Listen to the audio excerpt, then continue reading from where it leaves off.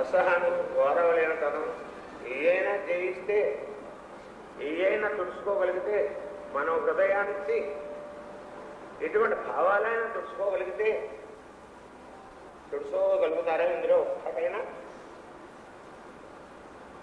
మేము మానవ శక్తి అన్నారు కదా. నేను ఇంగ్లీష్లో మహాపండితుడాను, అష్టావధానము చేసేటువంటి వాడిని. సంస్కృతం లో పాండిత్యాన్ని బాగా గడించాను, తెలుగులో పాండిత్యాన్ని గడించాను, అన్నింటిలో పాండిత్యాన్ని గడించగలిగాను, మాట్లాడగలను, అష్టావధానం కూడాను, కవిత్వము కూడా రాయగలను, కవిత్వములు కూడా భగవంతుడిని ఇరికించగలను. తెలియలేదు అన్నటువంటి వారు ఉన్నారే. మరి ఇందులో మీరు చెప్పిన దాంట్లో ఒక గుణాన్ని కానీ, ఒక సంకల్పాన్ని కానీ, ఒక భావాన్ని కానీ మీ హృదయంలోంచి తుడుచుకోగలిగే శక్తి మీకుందా? మీ మానవ శక్తి బాగా చెప్పు. సైన్స్ చదివిన పెద్ద మనిషి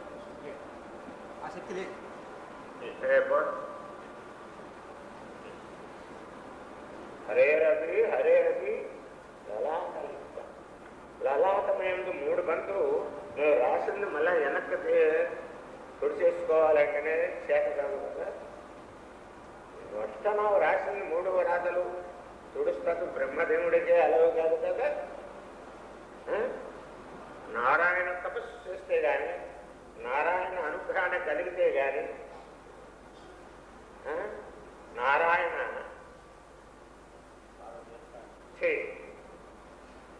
కమల పద్మ నాభి పద్మ నుండి ఉత్పన్నమైన కమల అంటే నాభి పద్మ నుండి ఉత్పన్నమైనటువంటి శత్రుముఖ బ్రహ్మకి అలాగే కాలేదు కదా. అంటే శత్రువేదాలకి అతీతమైనది. అంటే సకల శాస్త్రములు దాంట్లో చూడడం శక్తులు ఏం చేస్తాయి. కనుక అటువంటి వారికి రాతే లేదు కదా. ఇక భావాన్ని తుడుచుకోగలుగుతాడు. భావాన్ని తుడుచుకునే శక్తిని ఇచ్చేది గురువు లక్ష్యాలు. గీతకి అర్జునుడికి సర్వ సైన్యాన్ని జయించగలిగింది. గీతాచార్యుడికి శరణాగతం అయినప్పుడే అహంకారం, మమకారములు 2 కూడా జ్ఞానాంజన శిలాభాయ. జ్ఞాన అనేటువంటి ఆయన దగ్గర చిత్రం అనేటువంటిది, ఒక చిత్రం అనేటువంటి ఆయుధం ఉంది. దాంతో ఆ పొరలు తొలగించాడు. కుడి కంటికి అహంకార పొర, ఎడమ కంటికి మమకార పొర 2 కూడా చిత్రం చేశాడు. ఎవరు? కృష్ణ పరమాత్మ, జగద్గురు గీతాచార్యుడు. ఆచార్యోదయం ఆచార్య దేవుడి దగ్గరే ఉంటుంటాడు. అటు తెలియదు. ఆయన సమర్థుడు, డాక్టర్. ఆయన ఫీజు ఏం తీసుకునేవాడు కాదు, కానీ తీసుకుంటాడు.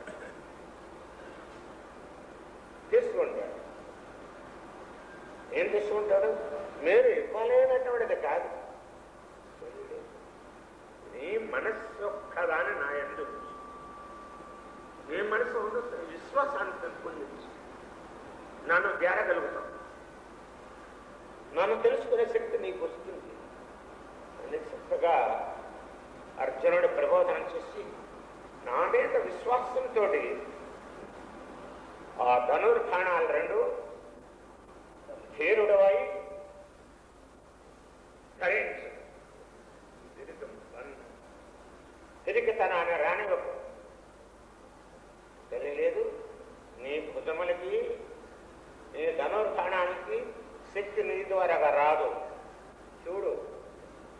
స్వరూపాన్ని చూడు. సర్వవ్యాప్తమై సర్వభూతాకాశానికి మళ్ళీ సర్వభూతములను కూడా ప్రకాశింపజేస్తూ నేను స్వయంగా ప్రకాశిస్తున్నాను. నీ రథమైంది అంటే నీ హృదయమేందు,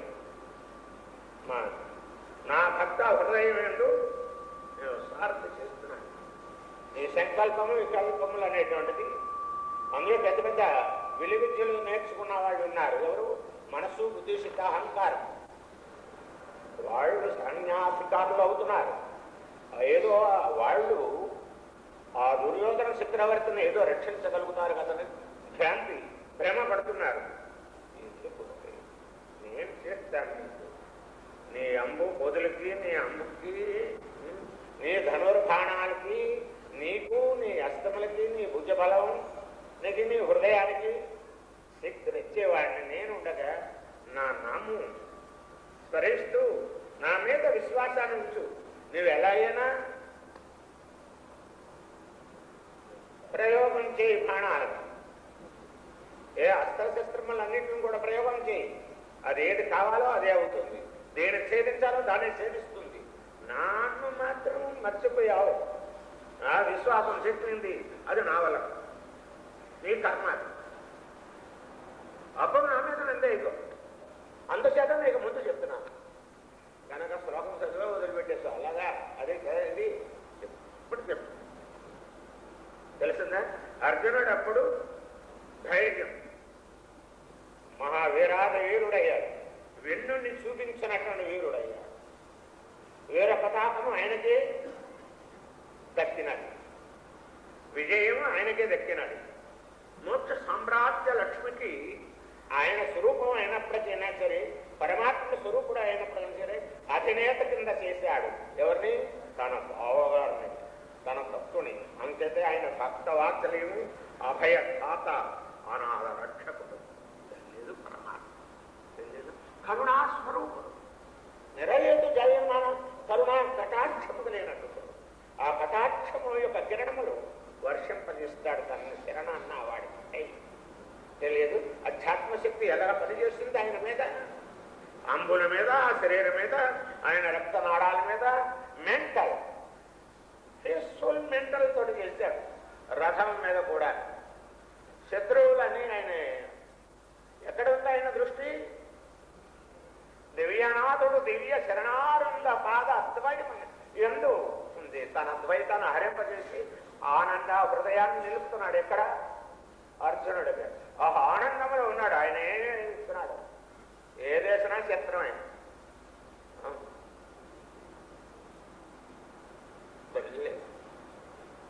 శక్తిని ఇస్తున్నాడు. బ్యాటరీకి ఛార్జీ చేయాలంటే ఎక్కడ పెట్టాలి? కరెంటు ఏది పెట్టాలి? కర్మ అంతా చెయ్యి. రెండో అర్థం ఉంటుంది కదా పరమాత్ముడి మీద. ఆ కర్మ అయిపోగానే పరమాత్ముడి మీద రెండు చేతులు పెట్టు. నీకేమవుతుంది? సాధ్యం అవుతుంది. నీ బ్యాటరీకి సాధ్యం అవుతుంది. నీ కారు హాయిగా గమ్యస్థానానికి వెళ్ళిపోతుంది. మానవ కారు వెళ్ళిపోతుంది. మీ మానవ కారుకి పెట్రోల్ అందించేది ఎవరు? డ్రైవరా? దర్జాగా వెళ్ళిపోతుంది. డ్రైవర్ శక్తి అంటాడు, నా అంతగా డ్రైవర్ చేయడానికి తప్పించుకుంటావాడు. వాడి యొక్క శక్తి. పెట్రోల్ ఆగిపోతే మనం చెప్పాను ట్రైన్ కంపెనీ గొప్పదంట. వాడి అద్భుతంగా ఇంజిన్ గొప్పది. జర్మనీ ఇంజిన్, మళ్ళీ ఇక్కడెక్కడతో జపాన్లో కాదు, జర్మనీ ఇంజిన్. జర్మనీ ఇంజిన్లో పేరుకున్నటువంటి ఇంజనీర్స్ డ్రాయింగ్ వేసి చక్కగా మెంటల్ అన్నింటిని కూర్చి తయారు చేయబడినటువంటి పేరుకెక్కిన వన్నికెక్కినటువంటిది వేగాల మీద వెళ్తున్నాడు. పెట్రోల్ ఆగింది లేదు, లేదు పెట్రోల్లో నీళ్లు కలిసినవి. రవి కృష్ణాల ఎక్కువగా కలిపాడు, పెట్రోల్ తక్కువ, వేగం తగ్గింది. ఫాల్ట్ ఎక్కడది? పెట్రోల్ శక్తిని నువ్వేమన్నా రూపాయలు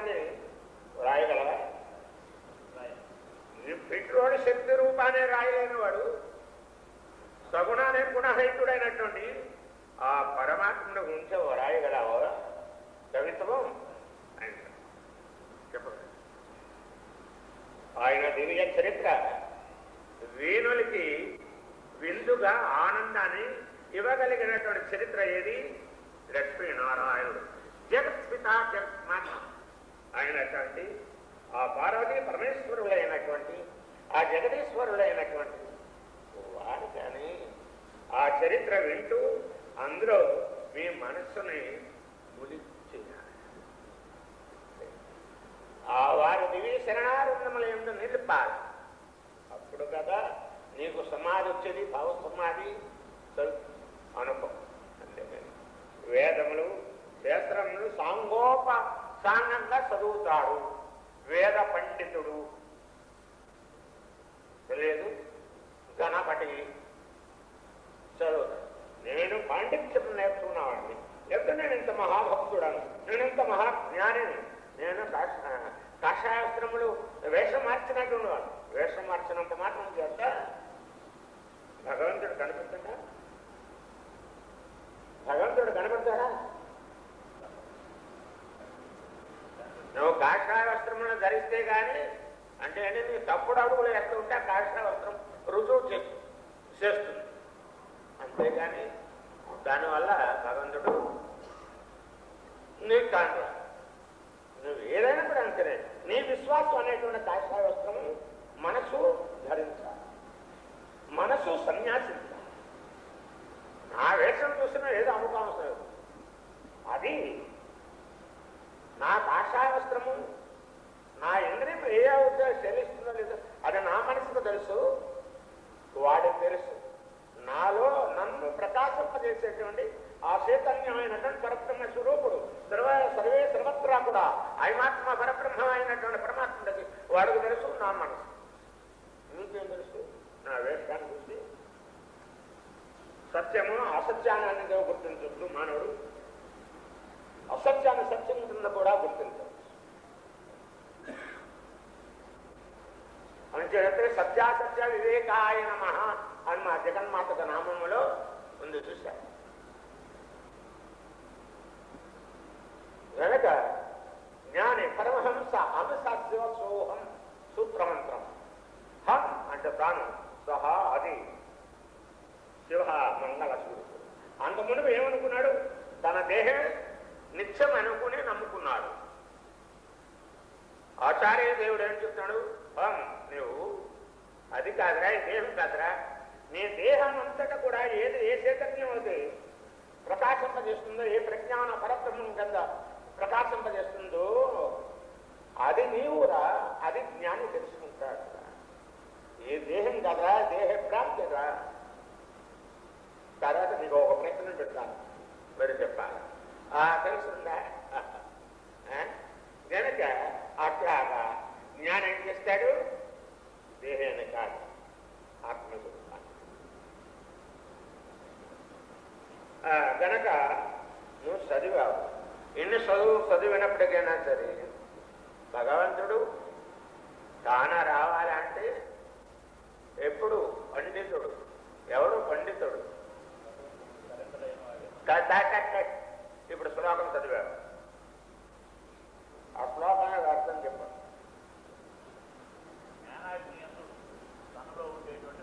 నాకు తెలిస్తే నేను ఆయన తెలియకే కదా నిన్ను అడుగు. మీ మీద మీరు ఏం చెప్తారో పండితులతో మాట్లాడుతా అని పంచి కూడా వదిలేపోయింది. గడగడా ఉణుకుపోతున్నావు, తెలియలేదు. పంచి కూడా వదిలేపోయింది, తెలియలేదు. పంచి బిగించుకునే లోపల మీరు చెప్పాలి, అవుతే కానీ పంచి దిగదు.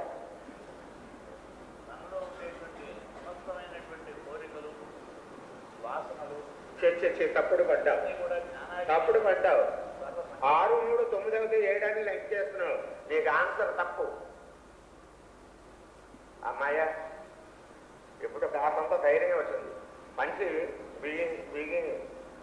బిగించబడ్డా అంటే అంబు చేతితోడు పట్టుకున్నాడు అన్నట్టు మా గిరి.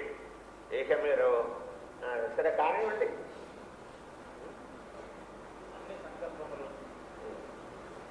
ఏ సంకల్పం?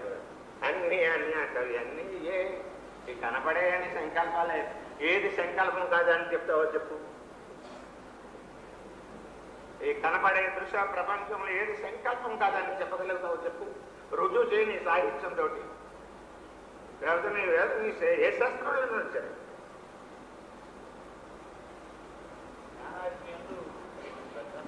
అదే కదా, సరిగా చెప్పు.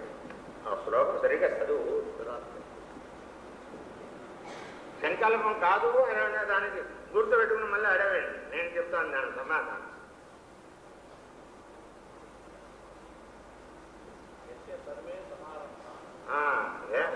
కొద్ది దగ్గరగా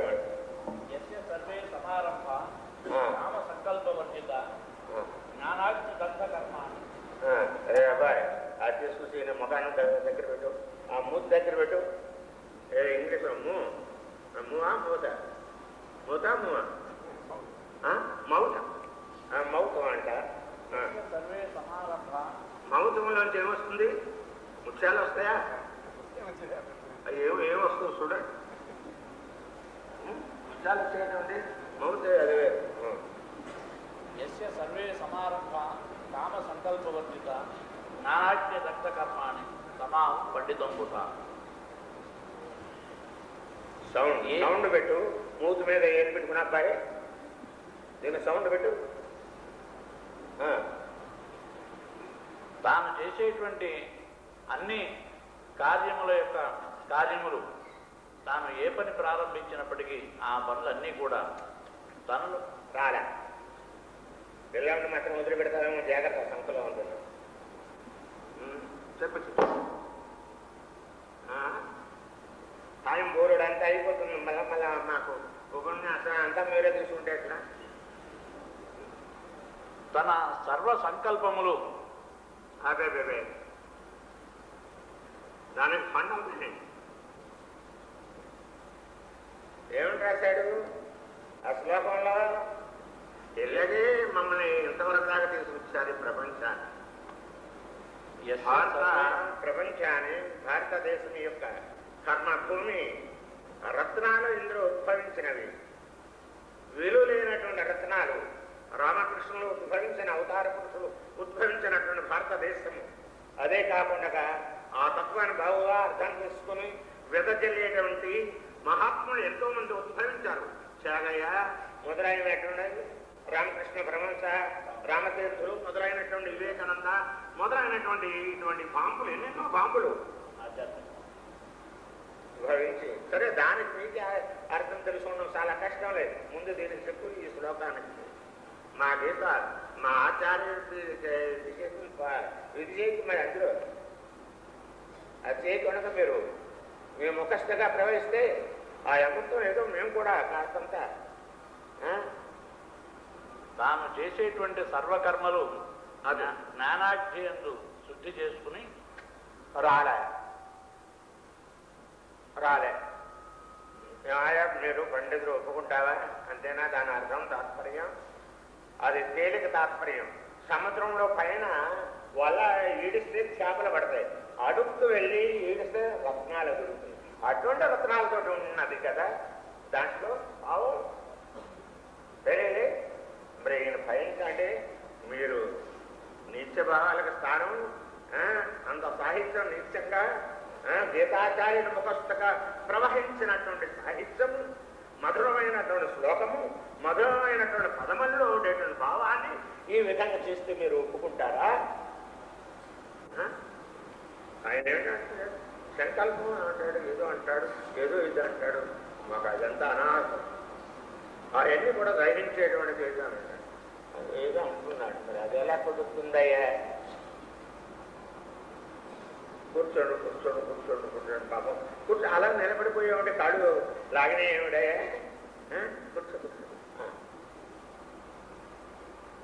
జ్ఞానం అనేటువంటి అగ్నిలో శుద్ధి చేసుకున్నట్లయితే అది అప్పుడు పుట్టిన పిల్లడు తండ్రికి కూడా తెలుసు. పండితుడు ఎవడకు తెలీదు?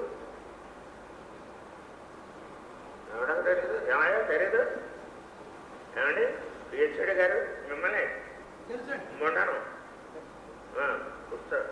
మరి అది ఆయన కూడా తెలుసుకున్నాడు. మీరు ప్రాప్తులు ఉన్నారు కనుక ఆ కూర్చుందేమో. కానీ నాకుంది లేక రాబో మీకంటే దర్జాగా నేను ఉంటాను.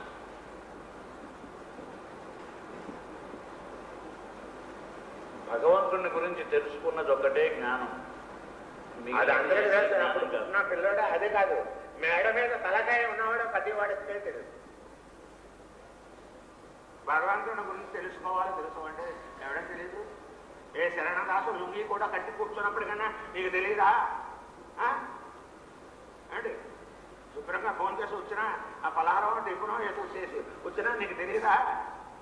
మాట్లాడండి. ఆ చిరునవ్వు సిగ్గులాడుతా ఏమిటేది? ఆయన ఎంత చూసి నవ్వుతున్నావా?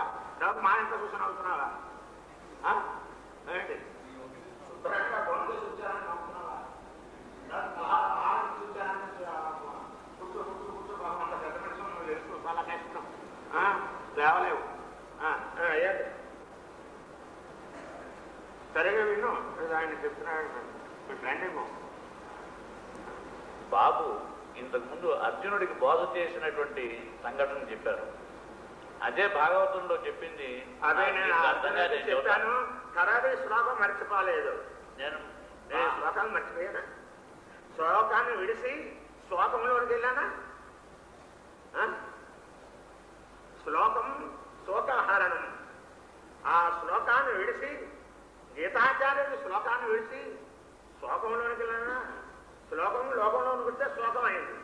అంటే శ్లోకం అంటే ఏంటి? దుఃఖం, దుఃఖపూరితమైంది. ఇందులో రాగానే మానవ జన్మ ఎంతగానే తెలుసుకోలేనటువంటి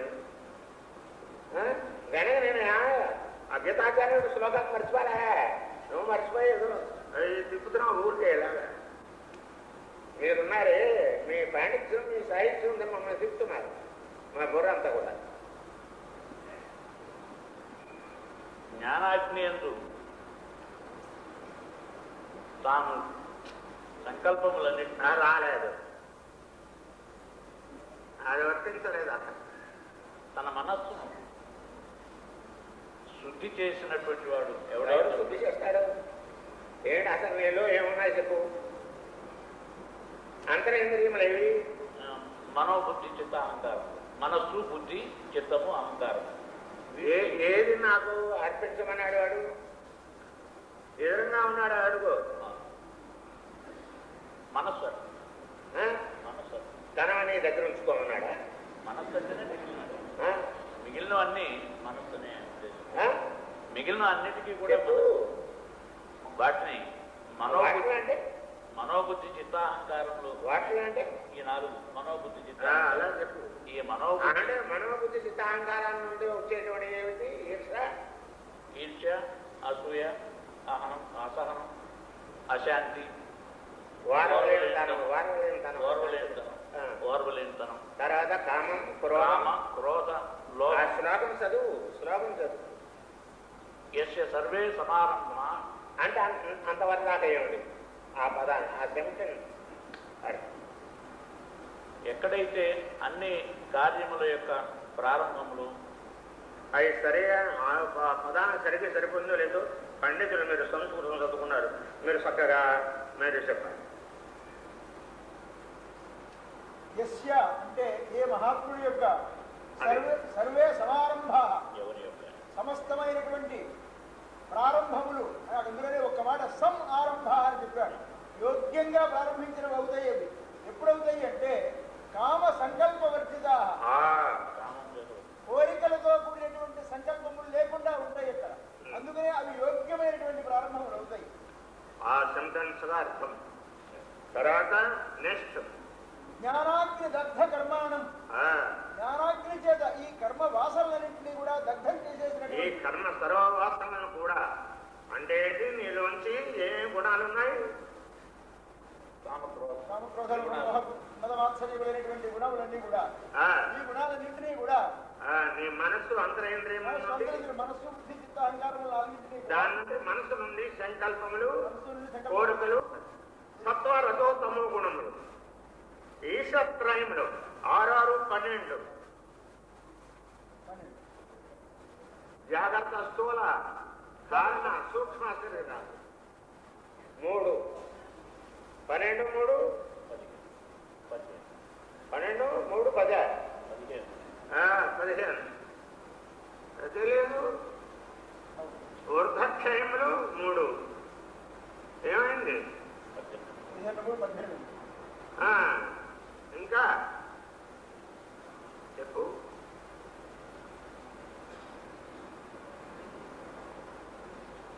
నీలో ఉన్నటువంటి ఇట్లన్నిటిని కూడా ఈర్ష, అసూయత, అసహనం, వారవయంతనము. ఒకడు బాగుంటే మనం వారలేము, చెడిపోయినా వారలేము.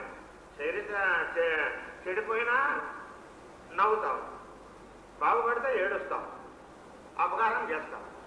రెండు ఇదే కదా. మరి 4 లేవు, 22 అవలే.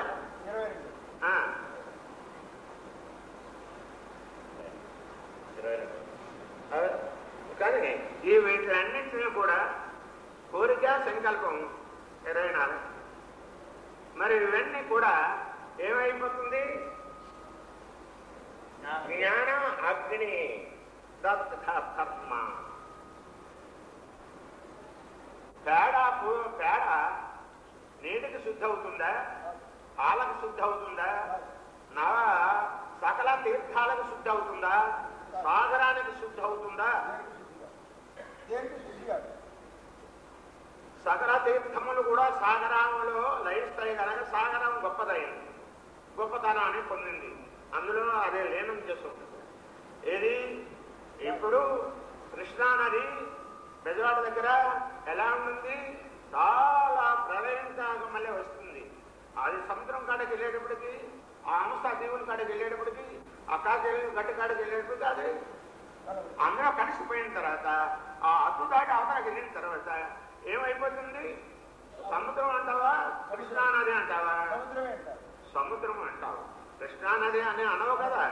కృష్ణానది రూపం ఏమైంది? సముద్ర రూపాన్ని పొందింది. తదాత్మ అంటారు దాన్ని. దాన్ని తదాత్మ అంటారు. ఆ రూపాన్ని పొందింది, ఆ రూప స్వరూపమైంది. అదే రుచి, అదే కెరటములు, అదే ఇది. కృష్ణా నది అనేటువంటి శబ్దాన్ని ప్రయోగం చేస్తుంది. వీలు లేకుండా తదాత్మ రూపాన్ని పొందింది కనుకనే అది దాంట్లో లీనమైంది. ఇంత ప్రళయంగా ఉన్నా కాడ బెజవాడ దగ్గర ప్రళయం కింద ఉంది. ఎప్పుడు జట్లు తెగిపోతుందో, ఎప్పుడు బెజవాడ అనే పట్టణం అంతా మునిగిపోతుందేమో అని ఆ బెజవాడలో ఉండేటువంటి ప్రజలందరూ కూడా అల్లాడిపోతున్నారు. తెలియదు కదా దాని యొక్క ప్రళయాన్ని చూసి తెలియదు. ఇది అద్దు దాటి అవతలకి వెళ్ళింది కదా, దాని చేరేదాకా దాని శాంతి లేదు. ఓం అనే ఈ ప్రణవనాథంతో ప్రయాణం చేస్తుంది అది కృష్ణానది. ఎందుకు చేత? సాగరాన్ని చేస్తాం. సాగరాన్ని చేరితే దానికి శాంతి కలుగుతుంది. ఎందుకు చేత? శాంతాకారం భుజగశయనం పద్మనాభం సురేశం విశ్వకారం గగన సదృశం మేఘవర్ణం శుభాంతం. సకల జీవకోటికి శుభాలను అందించేటువంటి వాడు ధాత, అభయధాత, అనాథ రక్షకుడు. ఏది? రత్న నిలయుడు. రత్న మీద శేషశయన, శేష పానుక మీద ఆయన ఏం చేస్తున్నాడు? పవళించి చక్కగా యోగ నిద్రలో జీవకోటిని అందరినీ కూడా ఉద్ధరిస్తున్నాడు. జీవకోటికి అందరికి కూడా ఎవరికి ఏ జీవుడికి ఏ సమయానికి దేనికి ఏది కావాలో అది అందజేస్తున్నాడు. అంతేత కరుణామూర్తి, నిరహేతు జాయమాన కరుణామూర్తి.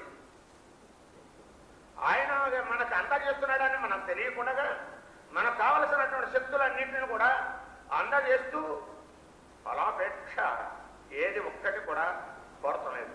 స్వార్థరహితుడు, అనాథ రక్షకుడు, ఆప్త బాంధవుడు, కరుణానిధి.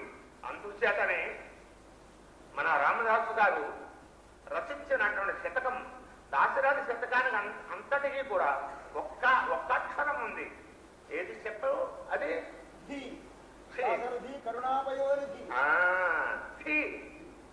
ధీ బుద్ధి. ఎక్కడ ఏకాగ్రతం పొందుతుందో అక్కడ వచ్చేటువంటి సమాధి. ఆ సమాధి యొక్క ఆనందమే నా రూపం అన్నాడు పరమాత్మ. ఆ ఆనందంలో నన్ను వెళ్ళిపోయిన తర్వాత నేను మనస్సు, బుద్ధి, సిద్ధ, అహంకారములు మొదలైనటువంటి అన్ని కూడా అందులో లయించిపోయిన తర్వాత ఇది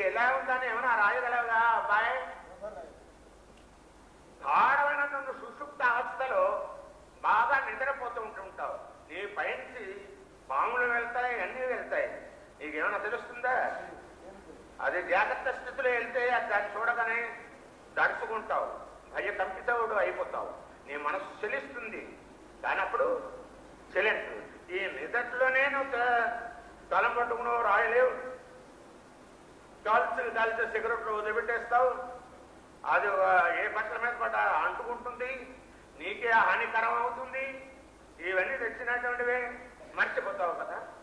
మరి బుద్ధి ఏకాగ్రతం ధీ బుద్ధి. బుద్ధి ఎక్కడైతే ఆ దివ్యనాథుడి యొక్క దివ్య శరణానందముల యొక్క నిలిచిపోతుందో అక్కడ వచ్చేటువంటి భావ సమాధి, ఆ సమీకరణ సమాధి స్థితిలో నిన్ను నువ్వు అప్నే అప్పుకో గురిజాను అచ్చాహే భగవాన్ నామ మిటే మిటే. ఎందుచేత ఇట్లాగా నన్ను నేను మరిపెప్ప చేసేటువంటి మధురమైనటువంటి పదార్థం ఒకటి ఉంది. ఏది ఉంది?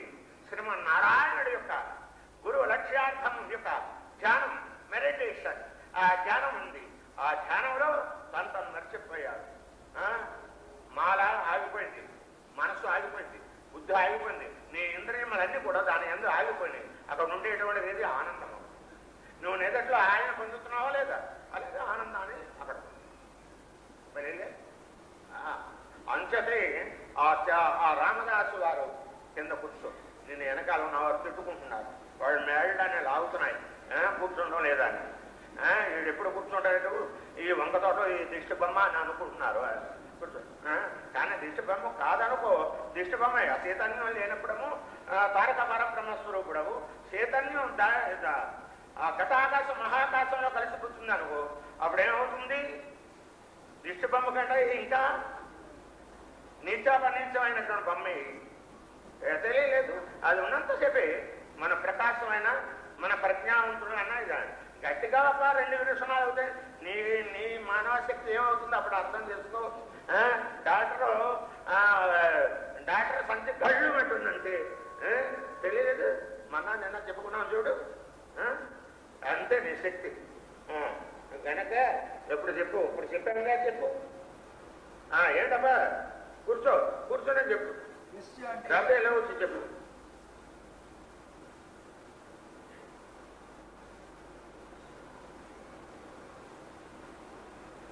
ఆ వేదములకు స్వచ్ఛన్నమైనటువంటి అర్థమే మనకి చెప్పగలిగితే జీవకోటకి అందరికీ కూడా అందిస్తే ఈనాడు భారతదేశము కాదు సర్వదేశము కూడా సర్వ వరళ్ళు కూడా శాంతి భద్రతతో ఎంత ఆనందంగా ఉంది. మానవు కూడా ఎల్లరూ కూడా మంచి శక్తి సంపన్నులై వికసించరు.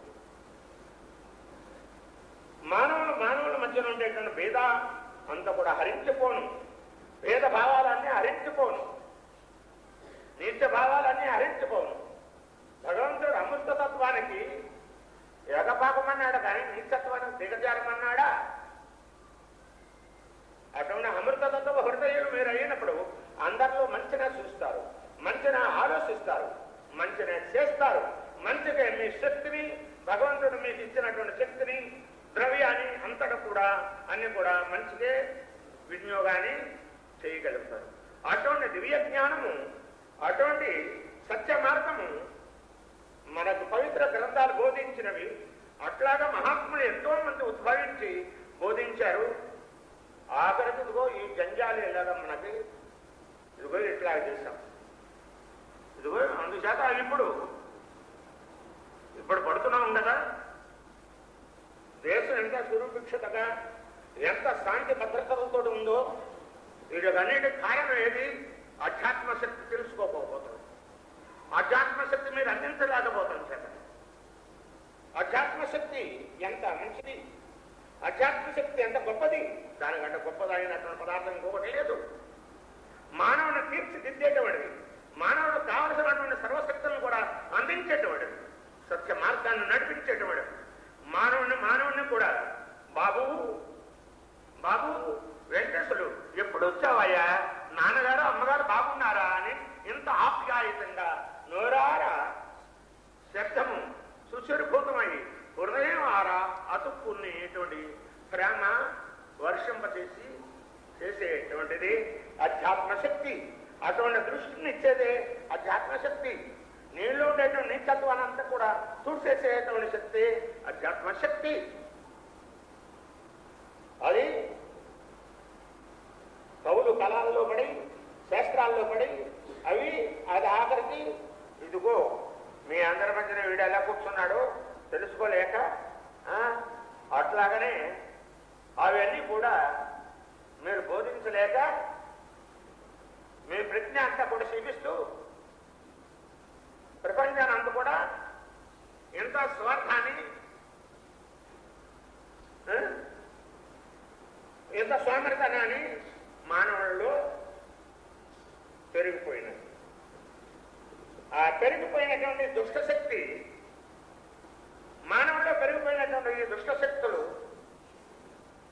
ఈ నీచ భావాలు తుడుచుకోవాలంటే ఎవరి తరం కాకపోతుంది. నీ ఎడం చేతి నా పురచేయి పెడతాను, నీ పురచేతి నా ఎడం చేయి పెడతాను. ఒకళ్ళు గిల్లుకుంటున్నారు, రప్పుకుంటున్నారు, ఎన్నైనా చేస్తున్నారు. వీళ్ళకి అన్నింటినీ కంట్రోల్ చేసేటువంటిది మీలో ఒకటి తక్కువైంది. ఏది? అధ్యాత్మశక్తి, భగవత్శక్తి, మెడిటేషన్, ధ్యానం. పరమాత్మ శక్తి తప్ప అధ్యాత్మశక్తి. అందుచేతనై అర్థం చేసుకోలేకపోతున్నారు. వాళ్ళకి తప్పలేదు, అర్థం చేసుకోలేకపోతున్నారు. అర్థం చేసుకునేటువంటి స్థితిని దాటిపోయింది. అటువంటి స్థితికి తీసుకొచ్చారు ఎవరు? గోస్పాపరాడు. కాదంటారా? కాదంటారా? చెప్పండి. ఇదిగో ఇప్పుడు ఈ శ్లోకాలకే మీరు అర్థాలు చెప్తున్నారుగా. ఇప్పుడు ముందు ఎలా చెప్పారో అదిగో అట్లాగనే వలపెట్టి పైన సముద్రం పైన వల ఈడ్చినట్టుగానే ఉంది.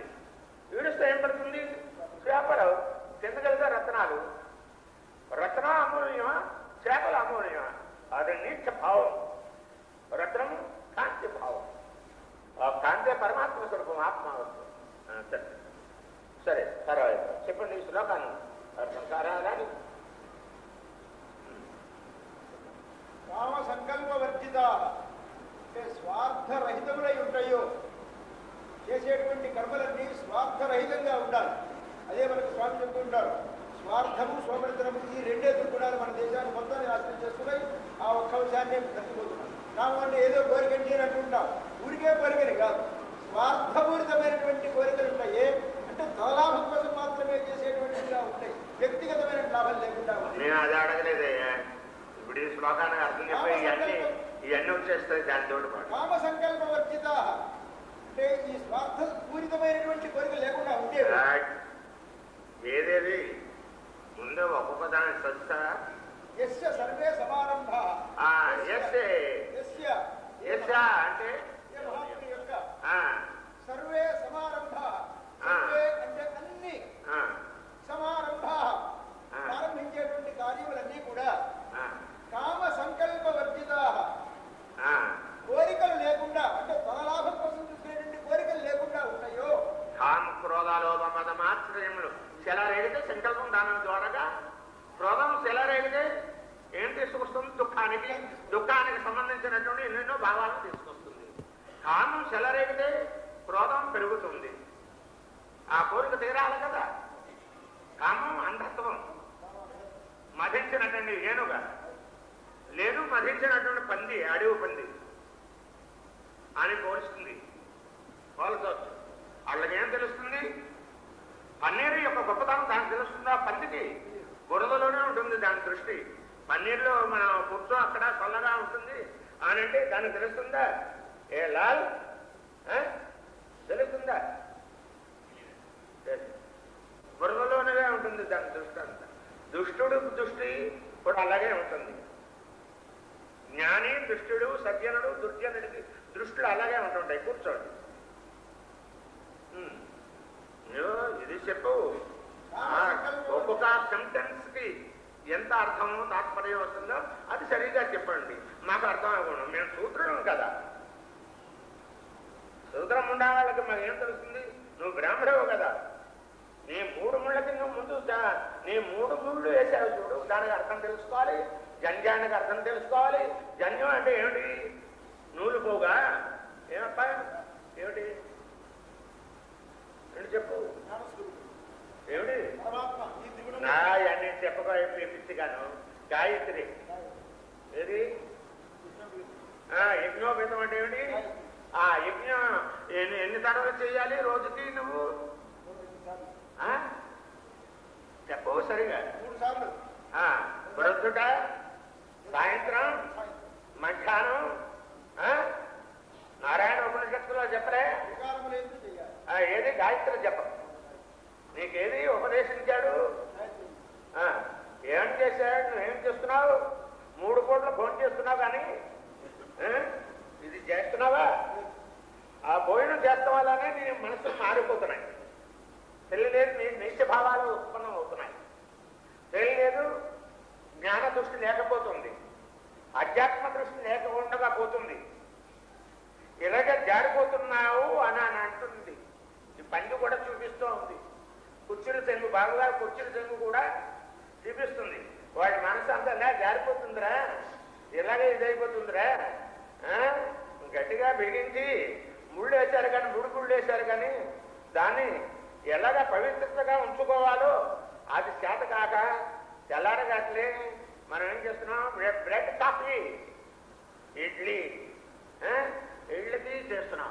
ఆ తాగితే కానీ ధూపపానం చేస్తే కానీ వీడికి శక్తి రాదా అనుకుంటాడు పిచ్చుముండా కొడుకు. తర్వాత క్యాన్సర్ జబ్బు వస్తుంది, తర్వాత క్షయ జబ్బులు వస్తాయి, అనేక జబ్బులకు పోతున్నాడు. భగవంతుడు చెప్పినట్టుగా మీరు వింటున్నారా?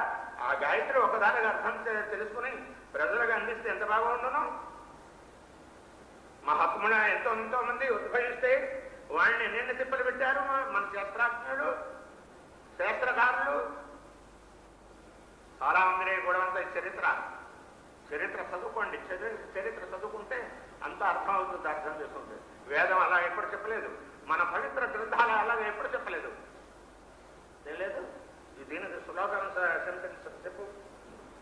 కామ సంకల్ప వర్జిత. అలా కామక్రోధాది సంకల్పములు లేకుండా ఉండేటువంటివిగా ఉంటాయి. అటువంటి ఏదరించుతుంది ఆ శ్లోకం ముందు చదువు. యస్య సర్వే సమారంభా కామ సంకల్ప వర్జిత.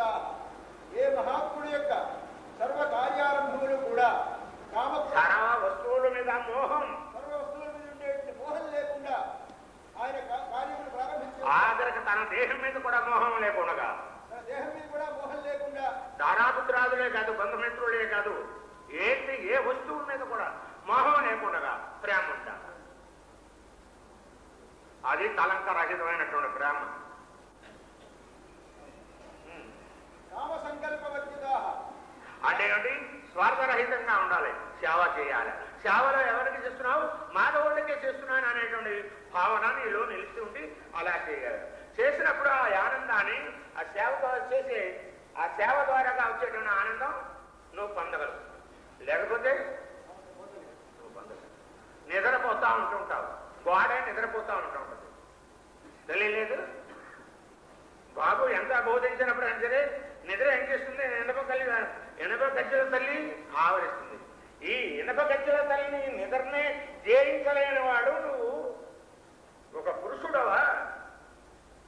మానవ శక్తి ఏదప్పా? చెప్పు చెప్పు చెప్పు చెప్పు చెప్పు. కామ సంకల్ప వర్జిత.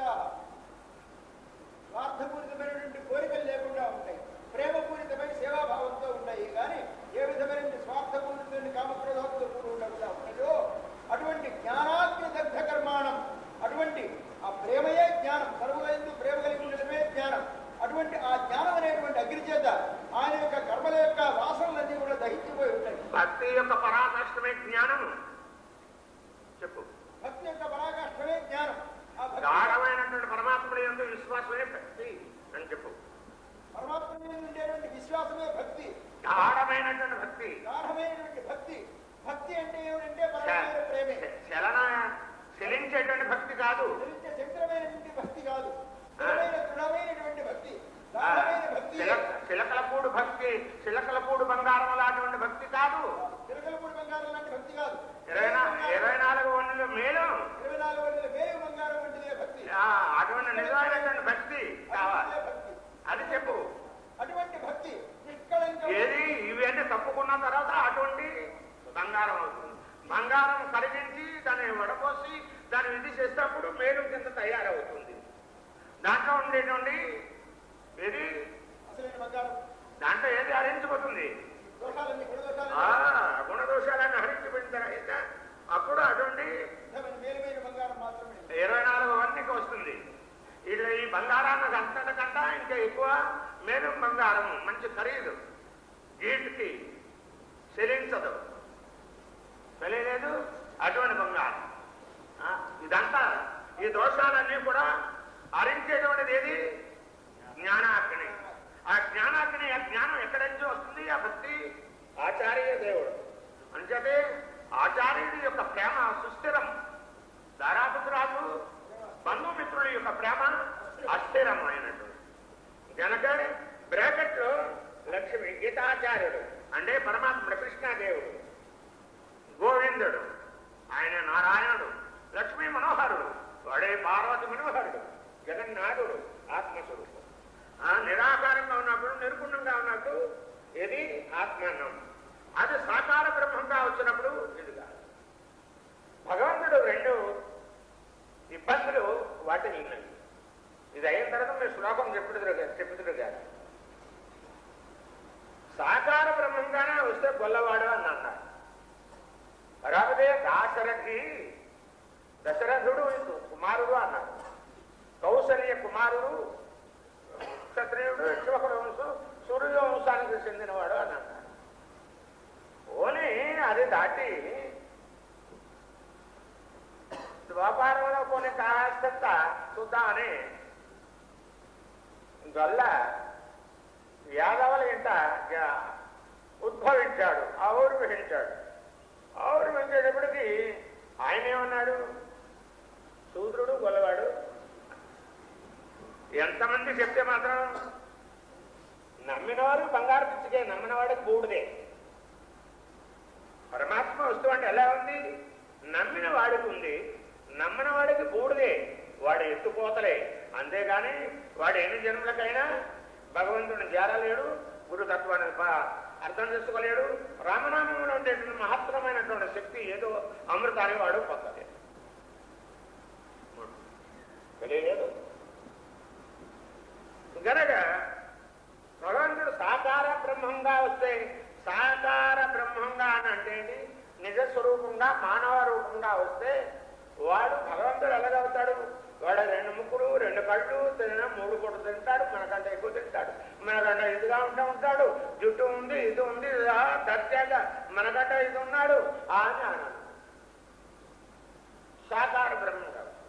నిరాకార బ్రహ్మంగానే వచ్చాడు అనుకో, నిర్గుణంగా అంటే కాంతి రూపంగా వచ్చాడు అనుకున్నాం. కనపడినటువంటి బ్రహ్మను గురించి, కనపడినటువంటి పరమాత్మను గురించి ఎందుకు రాని జీవితం అంతా ఎలా ఖర్చు పెడుతున్నావు, ఇలా బ్రహ్మలో మునిగిపోతున్నావు ఏమిటి, నీకు బుద్ధి ఉందా లేదా అని ఇటువంటి పండితులే చెప్తా ఉంటుంటా. ఎలాగా? ఇటు సాకారంగా వస్తే ఇటు ఇబ్బంది, నిరాకారంగా బ్రహ్మంగా వస్తే ఇటు ఇబ్బంది. మరి 2 కాకుండా తుల్యాతీతమైనటువంటి పరమాత్మ స్వరూపుడు అని చెప్తే దాని కాడికి వెళ్ళేవాడు లేడు. దాన్ని తెలుసు, ఆ సబ్జెక్టుని తెలుసుకుంటాను. చాలా అసాధ్యమైనటువంటిది కాదు, చాలా తేలికే. కానీ తెలుసుకోలేని అజ్ఞానికి అసాధ్యం, తెలుసుకున్నటువంటి పరమహంస స్వరూపులకి సాధ్యమే. బొంబాయి నేను ఎప్పుడు చూడలేదనుకో, బొంబాయి దాకా ఎందుకు మెడ్రాస్ ఎప్పుడు చూడలేదనుకో, తెలియలేదు. నాకు చాలా అసాధ్య. స్టేషన్, సెంట్రల్ స్టేషన్లో దిగేటప్పటికి రోజు వెళ్తూ వచ్చేవాడికి అసాధ్యం ఉంది.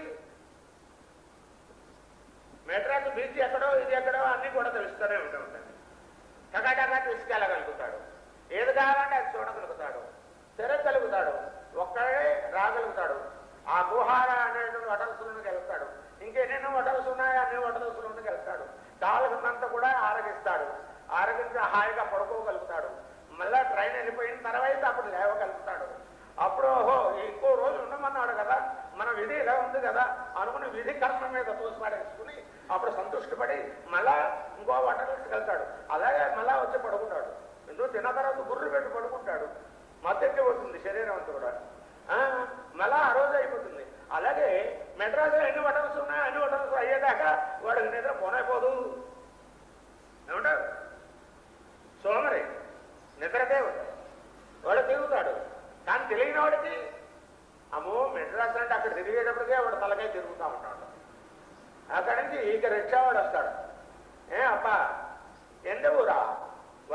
తెలుసు.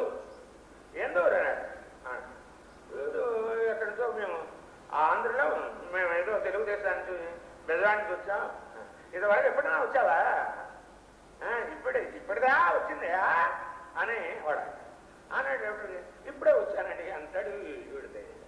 అలాగే పర్వాలేదు, వీడు మనకు పనికి వస్తాడు అన్నాడు. నేను ఎక్కడికి వెళ్ళాడు? షావుకార్పేట మైసూర్ కేఫ్కి తీసుకెళ్తావా? రొంబ కష్టం అంటే నిండా కష్టం. తిరిగి తిరిగి తిరిగి తిరిగి తిరిగి ఎక్కడికి వెళ్ళాలా? అక్కడికి వెళ్ళాలంటే అటు దానికి చాలా నిండా కష్టము. 5 రూపాయలు గుడు. వీడనుకుంటాడు గుడు. గుడు అంటే ఇదేమిటి రా బాబు, ఇదేంటి ఎలా గుడుదు కదా అంటే గుడు అంటే మనే అర్థం. ఏదో అర్థం అంతేనా? నాకు రా ఇప్పుడు ముదుగా వచ్చాయి ఏది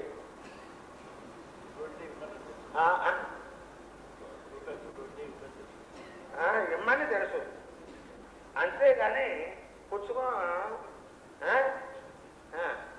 పోనీ అంతవరకు దాకా తెలుసున్నానే నన్ను అంతే చాలు. 60 అతనకు మళ్ళీ రిక్షావాడు రొంబ కష్టం గనక 5 రూపాయలు అంటే 5 రూపాయలు వీడు తెలియదు. సరే అలాగే అంటాడు వీడు. అక్కడ వెళ్ళిన తర్వాత 5 రూపాయలనే నేను అక్కడే చెప్తానన్నాను. నాకు తెలీదు 5 నాలేమో అనుకున్నాను నేను. వీడు 5 రూపాయలు అంటున్నాడు అని ఇక వాడికి వీడికి సిక్కపట్ల గోత్రం కాడికి వెళ్తుంది. తెలియలే అలాగా వాడు ఎలా తీసుకెళ్తే శ్రీరామబజార్ పక్కనే ఏది మైసూర్ కేఫ్ అక్కడ తెలియలేదు. చివరికి వెళ్తే అక్కడ ఇది ఉంటుంది. ఇలా తిరుగుతాడు. వాడేం చేస్తాడు? ఆ ఇంటి చుట్టూరే తిరుగుతాడు. ఆ కేఫ్ చుట్టూరే పట్టి దాడతాడు. రొంబ కష్టం స్వామి, రొంబ కష్టం స్వామి, రొంబ కష్టం అంటాడు. అక్కడ చుట్టూరే తిరుగుతాడు. ఆ చుట్టూరు తిరిగి తిరిగి తిరిగి ఇంకా వచ్చిందా లేదా అని అలాగా అక్కడ అమ్మవారి గుడి ఉంటుంది. అక్కడి నుంచి అలా వెళ్ళి అలా తీసుకొచ్చి దిగమంటాడు. దిగమంటే దిగుతాడు. 5 రూపాయలు సమర్పించుకుంటాడు. అంటే వాడికి కష్టం కనుక వీడి కష్టం ఏంటి? పెద్ద అడవి వెళ్ళి వచ్చేవాడికి. అలాగే భగవతత్వం బాగా క్షుణ్ణంగా సాకారంగా నిరాకారంగా దర్శించి ఆయనతో మీకు మళ్ళీ మాట్లాడినటువంటి గోడ కుమారుడు కష్టమా? మీరకి కష్టమా? సక్కువాయికి కష్టమా? నానదేవుడికి కష్టమా? లేదు త్యాగైకి కష్టమా? కబీర్దాసుకి కష్టమా? వాడికి కష్టం లేదు. వాడు పరమహంస స్వరూపులైనటువంటి మహాత్ములు భగవాన్ అలాగా చూసి తెలుసుకున్నటువంటి వారు గనక వారు కాదంటే నిదర్శనమే కాదు 3 అవస్థల యందు కూడా జాగ్రత్త, స్వప్న, సుషుప్త అవస్థ. తెలియలేదు మీ పేరేమిటి? ప్రసాద్. తెలియదు ఈ 3 అవస్థల యందు కూడా ప్రసాద్ అంటేనే నేను అంటావు. కానీ నిదట్లో సుషుప్త అవస్థలో కూడా వచ్చి ప్రసాద్ అంటేనే లేచి నేనే ప్రసాద్ని ఇదే ఇల్లు అంటావు. అయ్యా ప్రసాదరావు గారట, రావు అనే 2 అక్షరాలు తనకు పొదిగించాడు అనుకున్నాం. అనేటప్పుడు ప్రసాదరావు గారట ఎక్కడా ఇల్లంటే ఏమో నాకు తెలియకపో. ఆ ప్రసాదరావు ఇతనే. వాడికి తెలియక ప్రసాదరావు అని అన్నాడు వచ్చినటువంటి. నీ పేరు 3 అవస్థల్లో ఎలా అయితే మర్చిపోకుండా నీ రక్తనాడాల్లో శరీరంలో ఎలా జీర్ణం అయిపోయి ఉందో పరమహంస స్వరూపుడు కూడా ఆ బ్రహ్మత్వం కూడా అలాగా ఆ భగవతత్వం అలాగా జీర్ణం అయిపోయి 3 అవస్థలు కూడా. అప్పుడు వారికి అవస్థాత్రయుడు అయిపోతారనమాట. అప్పుడు అవస్థ లేనే లేదు. తెలియదు. రీల్ మీద సిద్ధకళలు అన్నీ ఉన్నప్పుడే ఏమవుతుంది? సినిమా చూడగలుగుతావు. ఏమవుతుంది? వాళ్ళని చూడు కొన్ని అలా చూస్తున్నాడే అది లేనప్పుడు ఆ చిత్తకళలన్నీ కూడా తుడిసిపడిపోతాయి. తుడిచేస్తాం. తుడిచేస్తే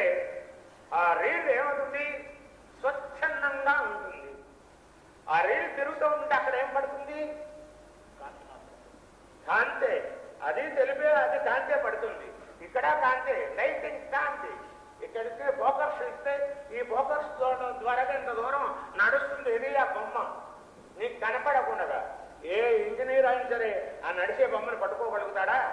ఛాలెంజ్ చేస్తున్నాను. ఏ సైంటిస్ట్ అంటారు, మా ఆధ్యాత్మ శక్తిలో మన ఋషులు ఇవన్నీ ఇప్పుడు గమనించి అట్టుపెట్టారు. దీన్ని అలాగే నీ మనస్సు చిత్రిస్తుంది. చిత్రిస్తుంది కనుక నీకు సుషుప్త అవస్థలో నీ మనసు అనేది ఉంటుంది. జాగ్రత్త రాగానే ఇది నా చెయ్య, ఇది నా కాలు, ఇది నాది, ఇది అనగానే అప్పుడు నీ మెంటల్ కూడా, బుద్ధి కూడా పనిచేస్తుంది, అంతరేంద్రియములు కూడా పనిచేస్తుంది. ఆహా నేనేం పని చేయాలి, ఆహా ఈ పని చేయాలి కదా, ఇది చేయాలి కదా, ఆహా ఇవాళ ఈ రోజు నీ పని చేయాలా, నా వ్యాపారం చేసుకోవాలి కదా, నేను ఇది చేసుకోవాలి కదా, ఇక్కడికి వెళ్ళాలి కదా, వీరితో మాట్లాడాలి కదా, వీరితో సంభాషించాలి కదా అని నీ మనసులో ఉండేటువంటి సిద్ధకళలన్నీ కూడా నీ ఎదుట కనపడతాయి. అప్పుడు బ్రెడ్ కాఫీ తీసుకుంటూ ధూపానం చేసుకుంటూ తెలియదే ఏదో ఆలోచిస్తూ ఉంటుంటాం, చూస్తూ ఉంటుంటాం. సినిమా గనక దేనికి వెళ్దాం, ఏ సబ్జెక్టుకి వెళ్ళాలి నేను అని నీ మనసు ఏదో తీసుకొచ్చి పెడుతుంది. అంతేగా, అప్పుడేగా నేను లెక్చరర్ ఉంది, నేనేం చేయాలి, కాలేజీకి వెళ్ళాలి, పిల్లలకు అందరూ పాఠం చెప్పాలా, అయ్యో పాఠం రాదురా అని నిద్ర వచ్చేసి పడుకున్నానా అని అప్పుడు పాఠం తీసి చదువుకుంటా కొనుక్కొని చదువుకుని అర్థం అవనా అర్థం కాని అర్థమైనంత మటుకే పిల్లలకి చెప్తా. వాళ్ళ కర్మ అది, వాళ్ళ అదృష్టం. ఏమంటే బొట్టన లెక్చర్ నవ్వు అవునా కదా, ఇది జరుగుతుందా లేదా అని లేవకండి మిమ్మల్ని చూస్తే మమ్మల్ని చూడరు కూడా. కూర్చోండి, కాళ్ళు చేత ఉంటే ఉండుగాక తెలియలేదు సత్యమేగా. అప్పుడు ఇంకా ఒకటి సత్యం ఉంది, కొనుబాట్లు పడుతూ తెలియలేదు. కొనుబాట్లు పడుతుంటే వాళ్ళకి శిక్షణ ఎలా వస్తుంది? రేపొద్దున వాడు డాక్టర్ అవుతాడు అనుకో, మనుషులకి మోక్షం ఇచ్చేస్తాడంతే. ఇంజనీర్ అవుతాడు అనుకో, ముందు కడుతుంటే వెనకాల పడిపోతూ వస్తూ ఉంటుంది. పనివాడికి కార్మికులకి ఇప్పుడు కూడా పని దొరుకుతూనే ఉంటూ ఉంటుంది, వీళ్ళకి దొరుకుతూనే ఉంటుంది, ఇంకా దొరికే వాళ్ళకి దొరుకుతూనే ఉంటుంది, అందరికీ దొరుకుతూనే ఉంటుంది. ఏమిటి కనుక అట్లా ఏది విజ్ఞానంలో విశ్వం వల్ల వచ్చినటువంటి దేశానికి, నీ దేశానికి, దేశ ప్రజలకి, నీకు అందరికీ కూడా కష్టాలే. అప్పుడు ఏంటబ్బా తెలియదు. అంచేతే విజ్ఞానాన్ని ఆర్జించినప్పుడు చక్కగా ఆర్జించాలి. ఆర్జించినట్లయితే ఈ శ్లోకాన్ని ఎంతసేపు ఎందుకయ్యా చెప్తాము, నేనే చెప్పేస్తున్నాను కదా. చెప్పండి, కానివ్వండి.